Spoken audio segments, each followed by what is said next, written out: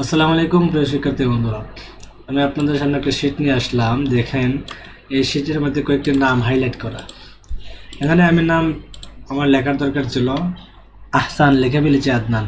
তো এইভাবে যদি হাজার হাজার নাম থাকে আর আপনি যদি একটা একটা করে এডিট করে শুদ্ধ করতে যান, তাহলে অনেক সময়ের ব্যাপার স্যাপার, অনেক সময় লেগে যেতে পারে।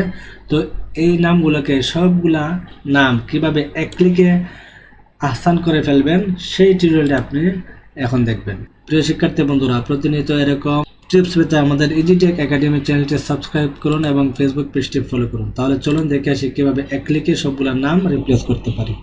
প্রিয় শিক্ষার্থী বন্ধুরা, প্রথমে সিলেক্ট করবেন, করার পরে কিবোর্ড থেকে Ctrl+H ক্লিক করবেন।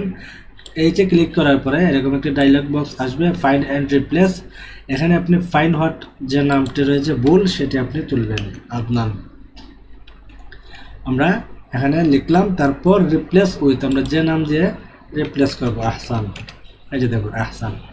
এরপরে আমরা এই যে দেখুন রিপ্লেস অলে ক্লিক করি, তাহলে আমাদের এই নামগুলো পরিবর্তন হয়ে যাবে। দেখুন আমরা রিপ্লেস অলে ক্লিক করলাম, করার পরে আমাদেরকে কি করলো, নোটিফিকেশন দিল যে all done, we made 10 replacement. আমাদের 10টি নাম ছিল আদনান, এগুলা এখন আহসান হয়ে গেছে।